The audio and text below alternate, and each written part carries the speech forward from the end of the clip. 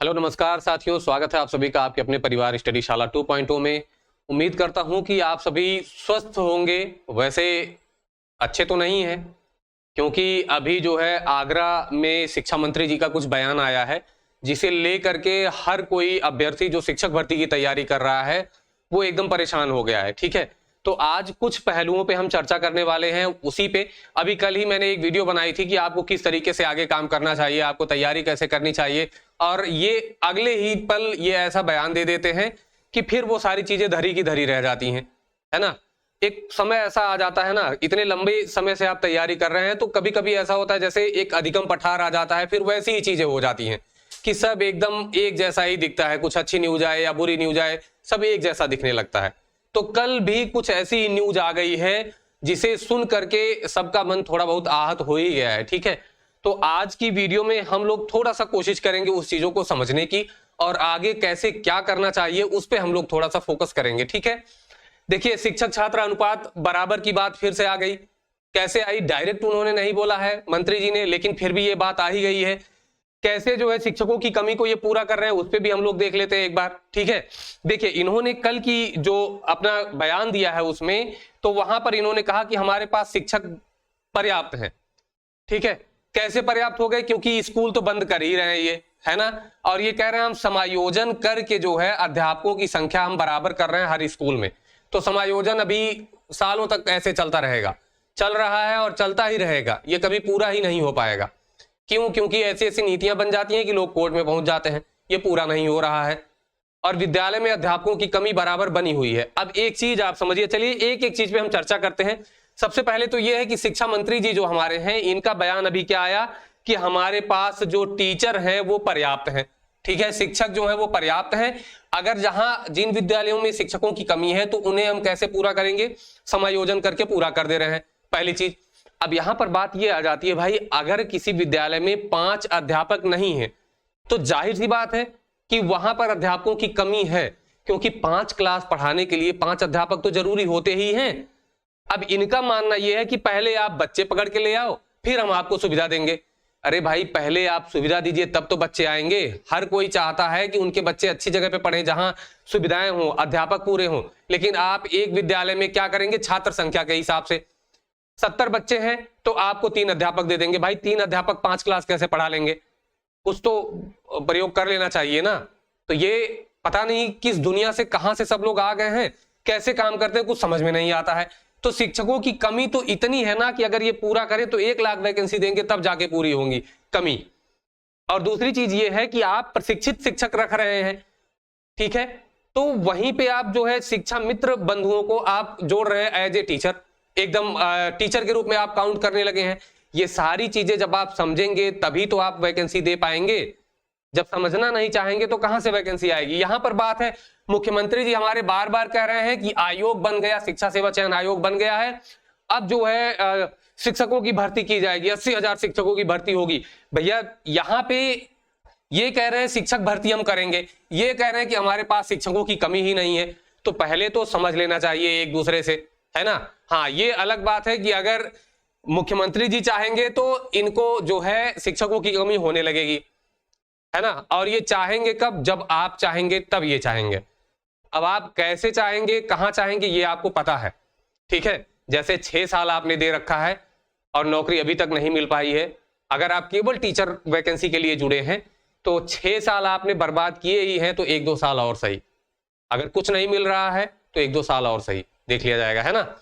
आगे अगर हम बात करें, शिक्षा सेवा चयन आयोग जो काम कर रहा है वो क्या है? वो अध्याचन के लिए इंतजार कर रहे हैं। ठीक है, यहां अध्याचन का इंतजार हो रहा है, यहां वैकेंसी दी जा रही है, यहां शिक्षक की कमी ही नहीं है। और हमारे जो साथी हैं जो तैयारी कर रहे हैं वो भर्ती के इंतजार में समय निकलता जा रहा है। अभी कल मैसेज आया, सर जो है शादी के लिए पिछले 6 महीने से टाल रहे हैं, अब क्या ही करें, वैकेंसी आ ही नहीं रही, अब क्या करें, कुछ समझ में नहीं आ रहा है। बिल्कुल ऐसी समस्याएं होती हैं, सबके साथ होती हैं। आज मैं भी आपके सामने खड़े होकर के अच्छी अच्छी बातें कर लेता हूं, क्यों? मैं आप अभी जिस टाइम पे हैं आप, वो समय में झेल के आया हूं। 6-7 महीने ऐसा टाइम कटा है मेरा ना कि खाने पीने का होश नहीं रहता था। मैं ये चीजें झेल करके आया हूं, तो मुझे बड़ी अच्छी तरीके से पता होती हैं कि क्या बीतता है जब ऐसी इनकी एक लाइन इन्होंने कह दिया लेकिन एक लाइन का प्रभाव जितने लाखों बच्चे तैयारी कर रहे हैं उनके ऊपर क्या पड़ेगा, ये इन्होंने कभी नहीं सोचा और ना तो कभी सोच पाते हैं, है ना। अब यहां पर क्या करते हैं, ये बीएड बीटीसी, बीएड डीएलएड सब चल रहा है। भैया अगर आपको वैकेंसी नहीं देनी है तो आप प्रशिक्षित बेरोजगारों की फौज काहे लिए खड़ी कर रहे हैं। जब आपको वैकेंसी नहीं देनी है तो ये ऑप्शन हटा दीजिए, ऑप्शन हट जाएगा तो कोई बीटीसी या बीएड करने के लिए तैयार ही नहीं होगा। जब तैयार नहीं होगा तो ये नहीं ना कोई कहेगा आपसे कि वैकेंसी दे दीजिए, तो इसको अभी अभी आप बंद कर दीजिए, सीधी सी बात। लेकिन नहीं, क्यों बंद करेंगे, क्योंकि वहां से कुछ अर्निंग होती है, सोर्स मिलता है, तो बंद क्यों करेंगे, है ना। तमाम सारी चीजें होती हैं। राजनीतिक पहलुओं को अगर देखा जाए तो अगर विद्यालय बंद हो रहे हैं तो उनसे जुड़े जितने लोग हैं, विद्यालय कौन से, जो बीएड बीटीसी अगर ये रोक देंगे, क्यों, क्योंकि इनके पास टीचरों की कमी ही नहीं है, तो समस्याएं और बढ़ेंगी ना। तमाम जगहों पर इनको उसका नुकसान झेलना पड़ जाएगा, आर्थिक रूप से भी, राजनीतिक रूप से भी। तो उन्हीं सब चीजों को ध्यान में रखते हुए अब ये नहीं समझ रहे हैं कि अगर राजनीतिक नुकसान यहां पर होगा ना तो इनसे बहुत ज्यादा हो जाएगा।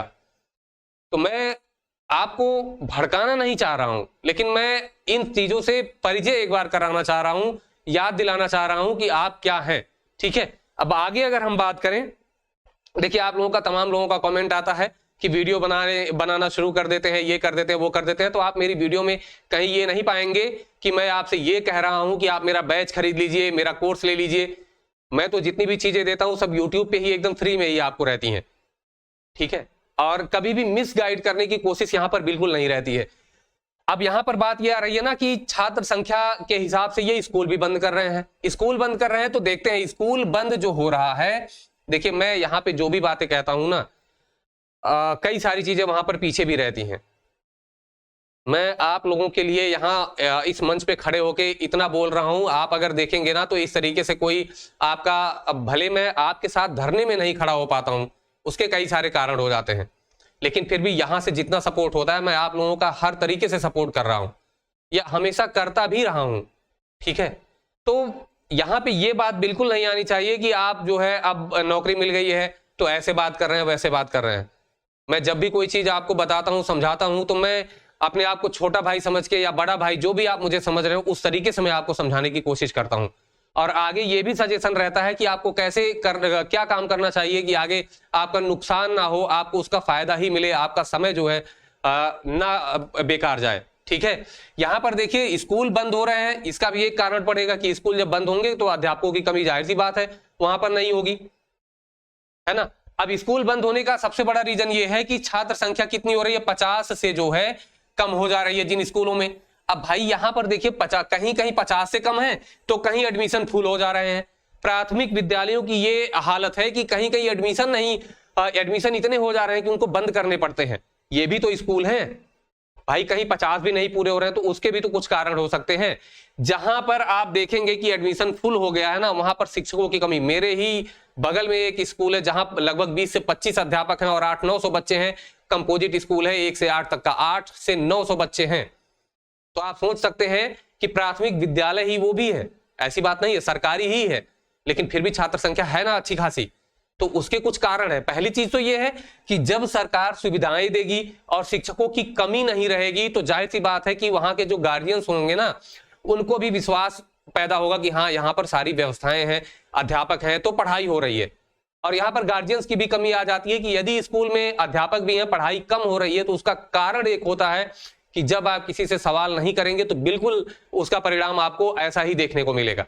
तो अगर आपको लगता है कि आपके विद्यालय में नहीं हो रही है पढ़ाई, तो आप, पहली चीज तो ये है कि आप कैसे जाके विद्यालय में खड़े हो जाएंगे। आपका बच्चा किसी कॉन्वेंट स्कूल में पढ़ रहा हो और आप जाइए प्राथमिक विद्यालय में खड़े हो जाइए कि आप पढ़ाते नहीं है। नहीं, ऐसा नहीं है। आप अपने बच्चे का एडमिशन कराइए और हर हफ्ते में 1-2 दिन जाइए।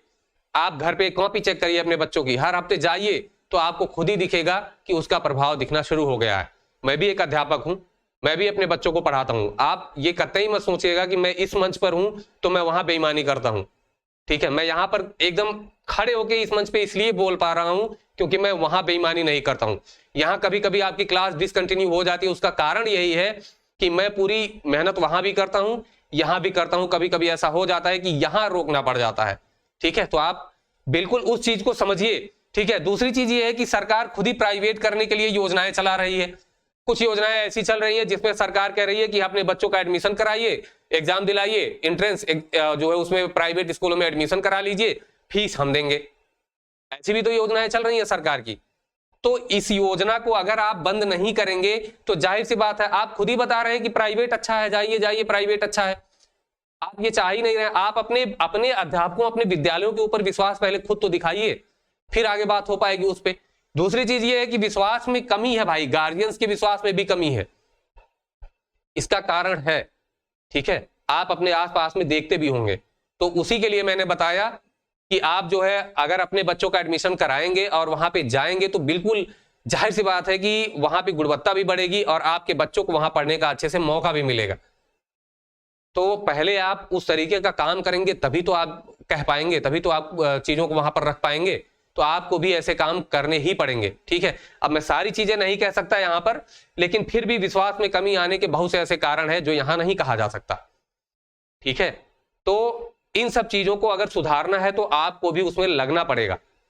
आप यहां पर एक सरकार को यह चाहिए ना कि जितने सरकारी कर्मचारी हैं वो अपने बच्चों को प्राइमरी स्कूल में पढ़ाएं। अगर प्राइमरी में पढ़ाएं, देखिए सीधी सी बात है, आपकी योजना है, आपका विद्यालय है, आप खुद उसमें अगर नहीं पढ़ाएंगे बच्चों को, अपने बच्चों को खुद नहीं पढ़ाएंगे तो इसका मतलब है कि आपका खुद का विश्वास नहीं है ना। अभी मैं बता रहा हूं कि किसी भी प्राथमिक विद्यालय में एक अधिकारी, थोड़े उच्च स्तर का अधिकारी, उसका बच्चा अगर पढ़ने लगे तो हर कोई टाइम पे हो जाएगा, वहां पे एक एक चीज वहां पे आपको मेंटेन मिलेगी, ठीक है। और इससे एक और फायदा मिलेगा कि जो गार्जियंस गांव वाले होंगे ना, उनको भी विश्वास बढ़ेगा कि हाँ वहां उनका बच्चा पढ़ रहा है तो हमें भी पढ़ाना चाहिए, प्राइवेट छोड़ो। समझ रहे हैं कि नहीं। तो ऐसी चीजें सरकार को भी करनी चाहिए, विश्वास दिखाना चाहिए, ना कि विश्वास तोड़ना चाहिए। और दूसरी चीज, अब आगे जो आप लोगों के लिए बात यहां पर आती है कि वैकेंसी की क्या उम्मीद लगाई जा सकती है, तो यहां पर मैं यही कहूंगा ना कि सरकार को यह चाहिए कि अगर वैकेंसी देनी है तो उसको कह देना चाहिए उनको कि हाँ हम देंगे वैकेंसी, ताकि आप उस काम में, उस पढ़ाई में अपने लगे रहिए। उम्मीद तो रहेगी। अगर नहीं देनी है तो सीधे कह दीजिए कि हम वैकेंसी नहीं दे पाएंगे। ये घूमने घुमाने वाली बातें बहुत हो चुकी हैं, नहीं करनी चाहिए घूमने घुमाने वाली बातें, क्योंकि एक बार घुमाने से ना लाखों बच्चे प्रभावित होते हैं, एक लाइन से लाखों बच्चे प्रभावित हो जाते हैं। अब यहां पर उम्मीद यह है कि मंत्री जी से तो कोई उम्मीद नहीं की जा सकती। उम्मीद किससे की जा सकती है? तो केवल शासन से है उम्मीद। और शासन से उम्मीद है तो बिल्कुल सही है कि शासन इस पे बात भी कर रहा है बार बार, तो हो सकता है कि आपको अगले साल वैकेंसी देखने को मिल भी जाए, ठीक है। इसमें कोई दो राय नहीं है कि वैकेंसी नहीं मिल सकती। मंत्री जी ने कह दिया कि हम अनुपात बराबर कर लेंगे तो वैकेंसी नहीं आएगी। शासन ने अगर एक बार उंगली उठाई तो अनुपात समानुपात सब बिगड़ जाता है, ठीक है। तो यहां पर एक उम्मीद ये है, अब शासन को कैसे बताया जाए कि आपको जो है जरूरत है, आप बता रहे हैं, बराबर बता रहे हैं। आपने वहां इलाहाबाद में एकदम बेहतरीन धरना दिया, शांतिपूर्वक धरना रहा, और वहां से फिर उसके बाद बयान भी आया कि हाँ वैकेंसी आएगी। लेकिन बात फिर यही आ जाती है कि कितना धरना दिया जा सकता है। अभी इस टाइम फिर से ये सूचना आ रही है कि शिक्षा मंत्री जी के गृह जनपद में धरना दिया जाएगा।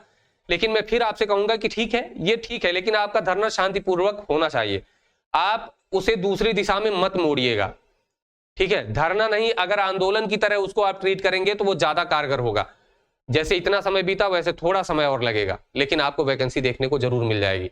मैंने जितनी बातें बोली है ना, इसमें बहुत सारी ऐसी भी चीजें हैं जो मेरे लिए भी नुकसानदायक हो सकती हैं, लेकिन फिर भी आप लोगों के सामने खड़े होकर इस तरीके से मैं बात इसीलिए कर रहा हूं क्योंकि मन बड़ा दुखी हो जाता है जब ऐसी चीजें सुनने को मिलती हैं, क्योंकि हर किसी का दिल टूटता है, मन टूटता है ना। अब यहां पर बात यह है कि आप धरना दीजिए, शांतिपूर्वक होना चाहिए। आपको अपनी बात शासन तक पहुंचानी है कि जरूरत है, हर जगह पे जरूरत है। आप हर जिले में, हर जगह पे जहां भी आप हैं, हर ऑफिस में, कार्यालय में जो शासन से जुड़ा हुआ है वहां पर आप ले जाइए। वहां पर आप अपना जो है पत्र एक जरूर दीजिए कि हमें वैकेंसी की जरूरत है, हम लोगों को वैकेंसी दीजिए, ठीक है। और दूसरी चीज ये है कि अब आप क्या करेंगे। एक तो ये हो गया कि भाई शांतिपूर्वक धरना आप दे सकते हैं, बिल्कुल दे सकते हैं, साथ ही साथ आपको पढ़ाई भी करनी है। अब यहां पर पढ़ाई करने में दो तीन चीजें आ जाती हैं। एक तो ये है कि ऐसे अभ्यर्थी जो केवल शिक्षक भर्ती की तैयारी कर रहे हैं, केवल शिक्षक भर्ती की तैयारी करने वालों के सामने तो एक ही ऑप्शन बचता है। उसमें ज्यादातर जो हमारी बहनें हैं वो उसमें शामिल हैं, क्योंकि ग्रेडी भी हैं, वो अदर स्टेट में जाके नौकरी नहीं कर सकती हैं।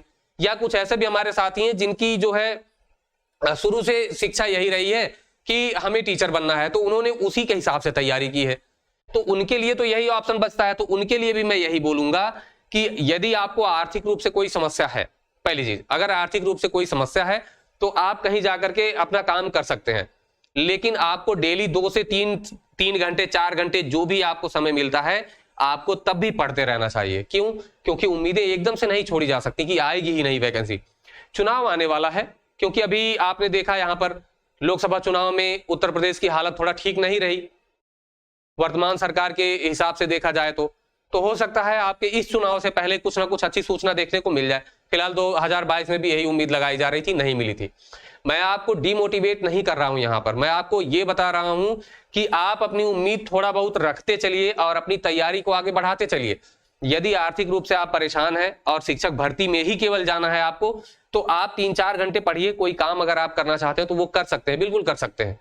यदि आपको केवल यही करना है, आपको कोई और समस्या नहीं है, तो आप इसको थोड़ा और अच्छे से तैयार करते चलिए, लेकिन पढ़ाई नहीं छोड़नी है। क्योंकि आप पढ़ाई छोड़ेंगे, कल को शासन ने कह दिया कि हाँ भर्ती आएगी, फिर आप हड़बड़ाहट में ना तो आप तैयार कर पाएंगे ठीक से और ना तो कुछ हो पाएगा। दूसरी चीज ये है, ऐसे हमारे साथी हैं जो शिक्षक भर्ती के साथ साथ अन्य परीक्षाएं भी दे सकते हैं, देना चाहते हैं, तो उनके लिए मैं ये कहूंगा ना कि आप जो भी सब्जेक्ट पढ़ रहे हो उसको इस तरीके से पढ़िए कि आप किसी भी परीक्षा में बैठ पाए। नोट्स बनाइए, तैयारी करिए, कोई भी भर्ती आ जाए उसमें आप फॉर्म डाल दीजिए, तैयारी आपकी हो जाएगी। देखिए दूसरी भर्तियां जो होती है उसमें आपकी मैथ अच्छी होनी चाहिए, जीएस अच्छा होना चाहिए, हिंदी अच्छी होनी चाहिए, उसके साथ में आपकी रीजनिंग अच्छी होनी चाहिए। अगर इतनी चीजें आपकी ठीक है तो आप जाहिर सी बात है उसमें अच्छा कर जाएंगे। तो ये चीजें आपको सुपर टेट में भी मिलेंगी, आपके टीचिंग वैकेंसीज में भी मिलेंगी, तो अभी से आप उनको तैयार करिए। हाँ, कुछ चीजें जो अलग होती हैं उनको अगर आप 30 मिनट या 50 मिनट भी दे रहे हैं या अभी नहीं भी दे रहे हैं, जैसे सीडीपी है, अगर आप उस पर अभी समय नहीं भी दे रहे हैं, आप दूसरी भर्ती में लगे हैं, दूसरी परीक्षा देने में लगे हैं, तो मैं ये नहीं कह रहा हूं कि आपका सीडीपी में नंबर खत्म हो जाएगा, ऐसा कुछ नहीं है। नोटिफिकेशन आने के बाद भी अगर आप सीडीपी शुरू कर देंगे तब भी आपका तैयार हो जाएगा, ठीक है। तो इस हिसाब से थोड़ा ऐसी तैयारी आप करिए। अब जरा सा कुछ सूचना आती है तो आप लोग परेशान हो जाते हैं कि अब एकदम जीने की इच्छा खत्म हो गई है। नहीं यार, जीवन में केवल यही थोड़ी ना बचा है। 1 साल आप किसी भी विषय पे मेहनत करके देखिए, 6 महीने मेहनत करके देखिए। जब एक छोटा सा बच्चा गणित पढ़ता है तो ऐसा थोड़ी ना है कि वो अभिमन्यु की तरह सीख के आता है गर्भ से, ऐसा कुछ नहीं होता है, वो भी तो बाहर सीखता है। तो आप भी सीख सकते हैं। जिस विषय में आपको लग रहा है कि बहुत गड़बड़ हो रहा है, पिछले 6 साल से अगर आप एक एक विषय लेकर के तैयार किए होते तो 6 के 6 विषय आपकी ऐसी तैयारी हो जाती कि आज किसी भी परीक्षा में बैठते। तो अपना समय मत गंवाइए। ये वीडियो इसीलिए आपको दी गई है कि आप बहुत ज्यादा परेशान हो जाते हैं, तो यहां पर परेशान होने से अच्छा है कि आप अपना काम एकदम ऐसे तरीके से करिए कि आप डिमोटिवेट भी, समय समय पर हर किसी के साथ डिमोटिवेशन होता है।